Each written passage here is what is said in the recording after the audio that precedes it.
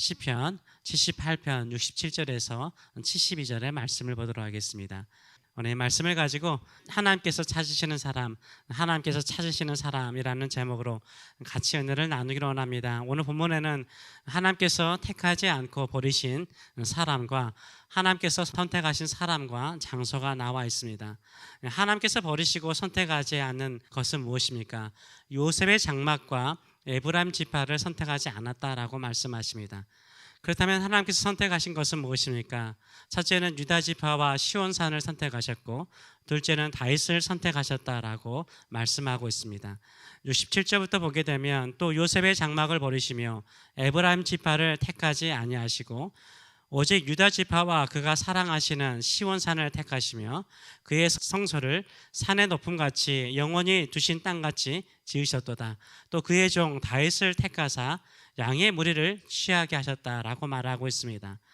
여기서 보게 되면 왜 하나님께서 요셉의 장막과 에브라임 지파를 택하지 않으셨을까요? 이스라엘 12지파 가운데서 가장 강력한 힘을 가진 집안이 바로 에브라임 지파였는데 왜 그들을 버리셨을까요? 위대한 조상 요셉의 후손들인데 왜 하나님께서 그들을 택하지 않으셨을까요? 지난주 우리 새벽에 말씀을 같이 함께 잠깐 나누었는데요. 야곱은 12아들들 가운데 요셉을 장자처럼 여겼습니다. 요셉은 야곱의 12명의 아들 가운데 11번째 아들로 태어났죠. 그러나 야곱이 사랑했던 라헬의 첫 번째 아들이에요. 야곱이 사랑했던 아내 라헬의 첫 번째 아들이었기 때문에 야곱이 다른 아들들보다 특별히 사랑하였습니다. 요셉이 17살이 되었을 때 형들의 미움을 받아서 애굽으로 팔려가죠. 그리고 22년 동안을 보지 못합니다.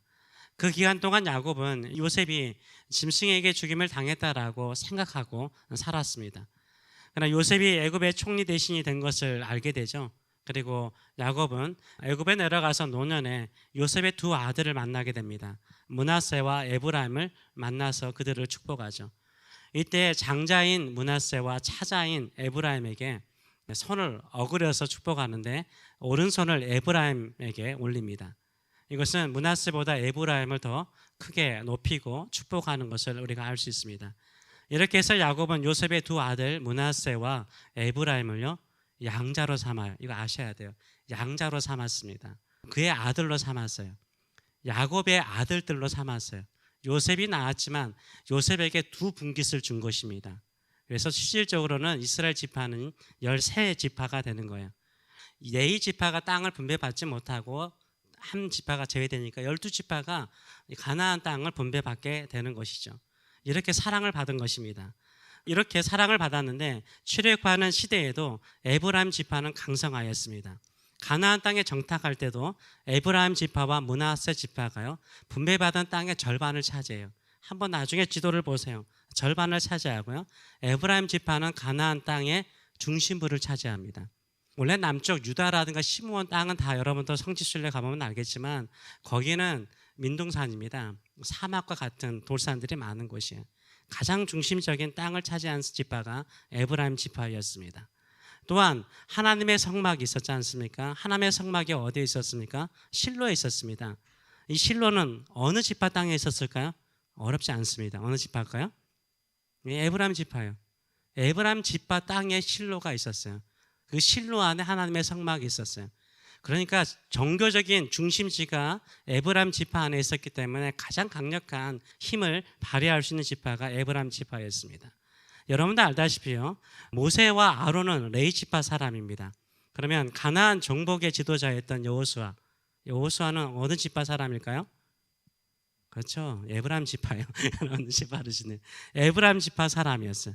이렇게 보면 에브라임 지파가 얼마나 강성하였는가를 우리가 알 수 있어요. 은근히 장자로서 역할을 하려고 했던 지파가 에브라임 지파입니다.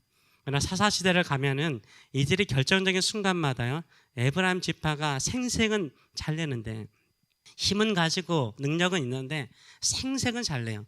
꼭 나중에 나타나요. 희생할 줄 몰라요. 손해볼 줄 몰라요. 앞장서지 않아요. 오히려 희생하고 손해보는 지파가 어디예요? 유다 지파예요. 항상 앞장서요. 나중에 타락하는 결정적인 역할, 신앙의 타락의 결정적인 역할을 하게 되는데 솔로몬 사후에 나라가 두 동강으로 나누어집니다. 남유다는 다윗의 후손인 르호보암이 왕이 되고 북이스라엘은 한 사람의 주도하에 10지파를 가지고 가서 한 나라를 이룹니다. 우리는 그것을 북이스라엘이라고 부릅니다.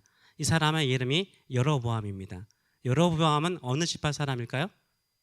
다 아시겠죠? 예, 에브라임 지파 사람이에요. 에브라임 지파 사람이에요.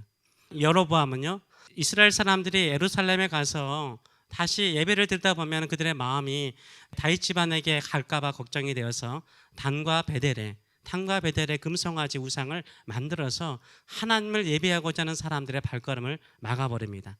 그리고 신앙의 타락을 가져오는 결정적인 역할을 하게 되죠. 그래서 에브라임 지파는 하나님께 가까이 나고자 하는 사람들까지 막는 악을 행하는 일에 앞장을 서게 되죠. 이걸 보게 되면 에브라임 지파는요, 이기적인 지파였습니다. 희생과 선을 볼 줄 모르는 지파였어요. 결국 자기의 욕심과 탐욕을 위해서 그 왕권을 지키기 위해서 하나님을 대적하는 우상을 만드는 것까지 주저하지 않는 것을 볼 수 있어요. 이런 에브라임의 모습은요, 우리가 새벽에 보았다시피 이스라엘 백성들, 끊임없이 하나님의 자비하심과 하나님의 은혜 속에 있음에도 불구하고 이스라엘 백성들이 계속해서 타락하고 대적하고 원망하고 투덜대잖아요. 그런 대표적인 모습들을 보여주고 있습니다. 이게 하나님의 마음을 아프게 하고 하나님을 진노하게 했죠. 그런데 이 시편 78편은 이스라엘 역사를 쭉 설명하면서 출애굽부터 시작해서 쭉 사사시대, 그 다음 사무엘 시대까지 오면서 나중에 딱 한 사람으로 귀결됩니다. 그 한 사람이 누구죠? 다윗이에요. 다윗 한 사람으로 귀결되는데 다윗을 통해서 하나님께서 큰 위로를 얻습니다. 다윗은 변덕스러운 이스라엘 사람들과 달랐어요. 그는 그의 인격이나 그의 삶이요, 하나님을 사랑하는 사람이었어요. 그래서 시편 78편의 결론은 무엇입니까? 엊그제 이야기한 것처럼 하나님은 하나님의 백성 가운데 임재하기를 원하셨어요. 성막을 짓고 하나님께서 거기에 거하시기를 원하셨어요. 근데 하나님께서 거하실 만한 순결하고 깨끗한 믿음의 사람이 흔치 않았어요. 근데 그 중에 하나님께서 임재하시고 그를 통해서 하나님의 백성이 이스라엘을 이끄는 사람을 세우기를 원하셨어요.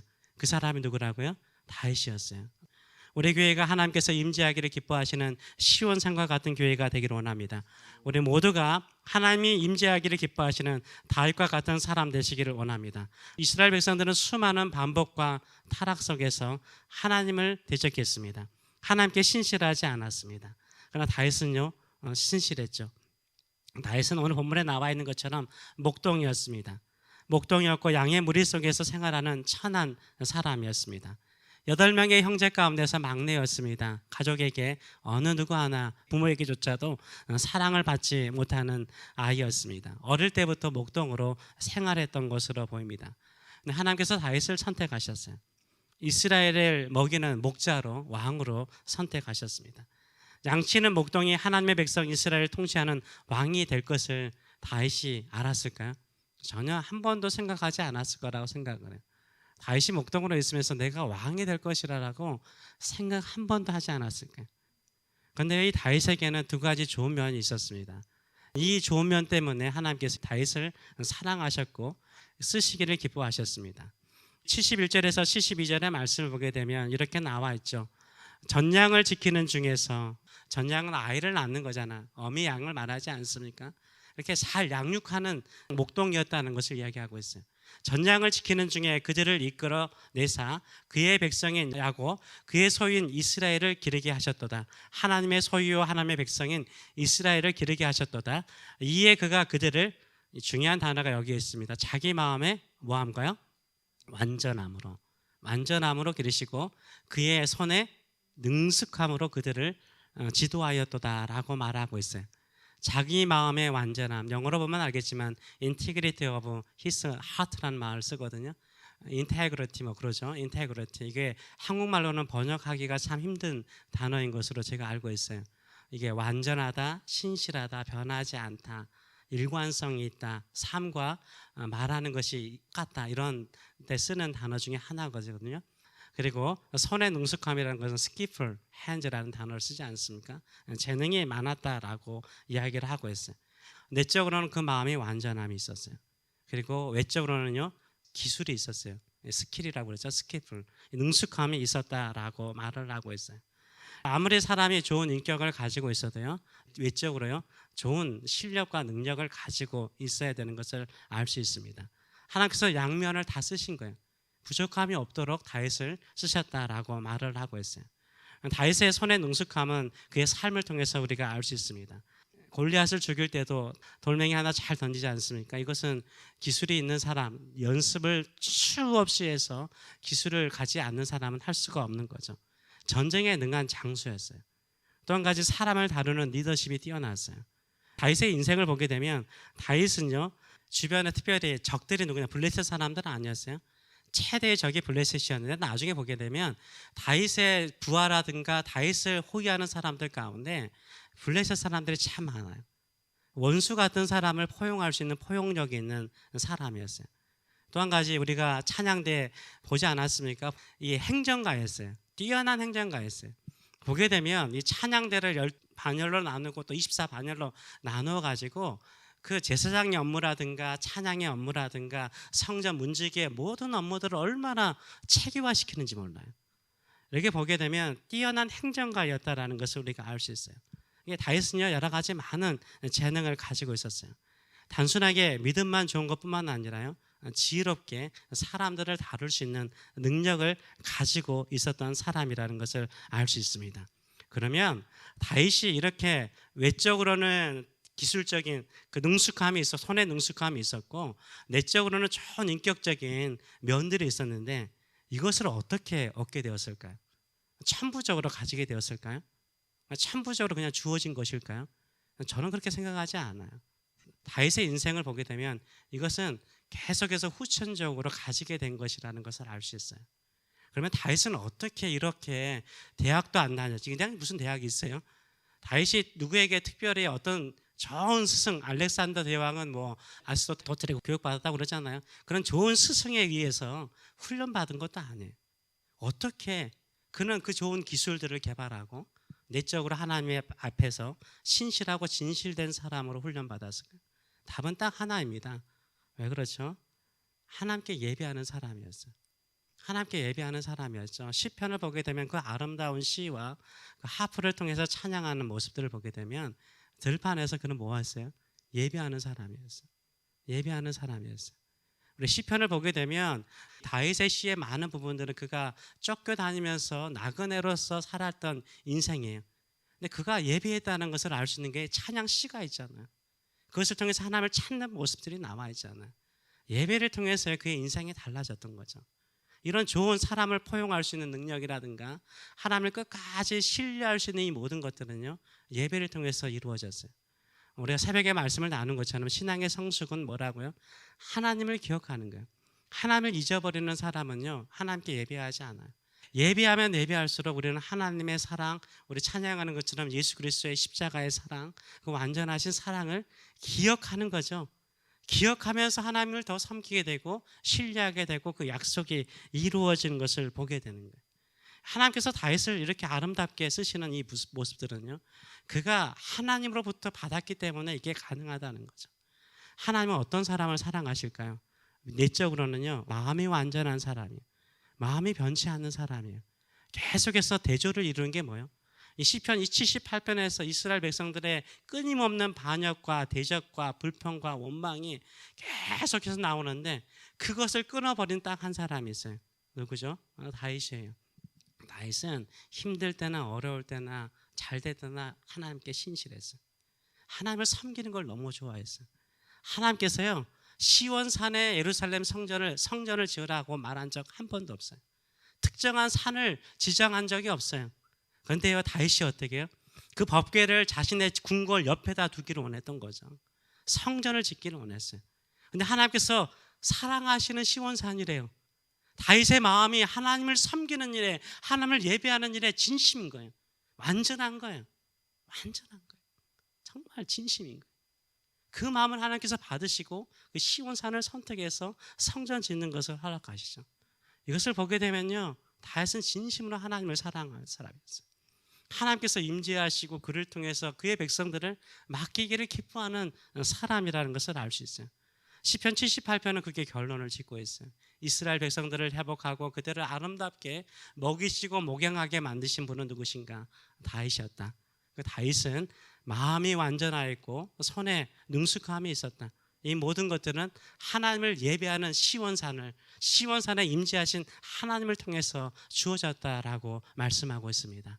저와 여러분이 예배를 드릴 때마다 하나님께서 저와 여러분을 통해서 말씀하시고 가르치시고 훈련하시는 줄 믿습니다. 우리의 완전함은 무엇입니까? 하나님을 끝까지 믿는 것인 줄 믿습니다. 하나님을 끝까지 믿고 나갈 때 우리에게 재능을 주세요. 지혜를 주세요. 능력을 주세요. 사람을 이끌 수 있는 힘도 지혜도 주실 줄 믿습니다. 이런 믿음을 가지고 늘 예배를 사모하시는 저와 여러분 되시길 축원합니다. 하나님께서 세상을 두루보실 때 누구를 보실까요? 저는 예배하는 사람, 기도하는 사람을 찾는다라고 생각을 합니다. 왜요? 하나님 없이는 살아갈 수 없기 때문인 거예요. 주님을 찾지 않고는 내가 견딜 수 없기 때문인 거죠. 주 없이는 살아갈 수 없는 거죠. 다윗에게는요, 하나님 없는 것은 지옥이었어요. 그렇죠? 다윗에게는요, 하나님이 없으면 지옥이었어요.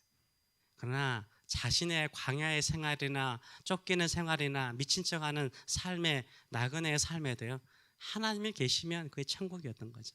이것을 아는 사람이 다윗이었어요.